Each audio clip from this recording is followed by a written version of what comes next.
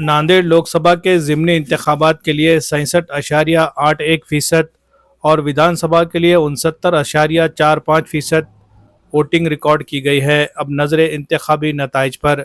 नांदेड़ में लोकसभा के ज़िमनी इंतखाबात और असम्बली के आम इंतखाबात के लिए डाले गए वोटों के हतमी आदाद-ओ-शुमार ज़िला इंतज़ामिया की जानिब से आज दोपहर में जारी किए गए। इन आदाद-ओ-शुमार के मुताबिक नांदेड़ ज़िले के असम्बली इंतखाबात में मजमूई तौर पर वोटिंग का तनासुब 69.45% रहा। ज़िले के तमाम 9 असम्बली हलकों में वोटिंग के आदाद-ओ-शुमार इस तरह है। 76.33% के साथ भोकर असम्बली हलका में सबसे ज़्यादा वोटिंग हुई है, जबकि नांदेड़ शुमाल में सबसे कम यानी 60.6% वोटिंग रिकॉर्ड की गई है। इसी तरह हदगांव असम्बली हलके में 70.40%, किन्नौर में 71.95%, नायगांव में 74.03% और देगलूर में 63.22%, मुखेड़ में 70.14%, नांदेड़ जुनूब में 63.99%, लोहा असम्बली हलके में 75.02% वोटिंग का तनासुब रिकॉर्ड किया गया है। इसी तरह लोकसभा के ज़िमनी इंतखाबात के लिए मजमूई तौर पर 67.81% पोलिंग रिकॉर्ड की गई है। अब तमाम लोगों की नज़रें 23 नवंबर को होने वाली काउंटिंग पर जमी हुई है। कौन कहां से कामयाबी हासिल करता है और किसको शिकस्त का सामना करना पड़ता है, इन तमाम बातों को जानने के लिए लोगों में काफ़ी दिलचस्पी पाई जाती है।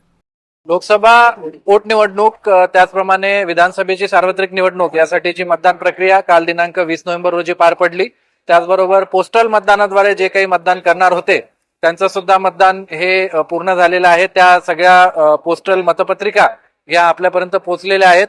आता दिनांक 23 तारखेला आपण बघू शकता की स्वामी रामानंद तीर्थ विद्यापीठाचा जे ज्ञान साधना केंद्र किंवा नॉलेज रिसोर्स सेंटर आहे अर्थात ग्रंथालय आहे त्या लायब्ररीच्या ठिकाणी आपलं मतमोजणीचं नियोजन केलेलं आहे। दुसऱ्या माळ्यावरती नांदेड लोकसभा क्षेत्रातल्या 6 विधानसभा मतदारसंघाचे विधानसभेची जी निवडणूक झाली त्याची मतमोजणी होईल।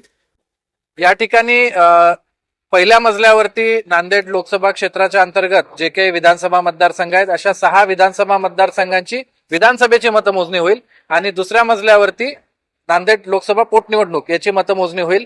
त्याचप्रमाणे लोहा, हदगाव व किनवट या मतदारसंघांची जी मतमोजणी आहे विधानसभेची ती त्या मुख्यालय होईल। अशा प्रकारचं सगळं नियोजन केलेलं आहे।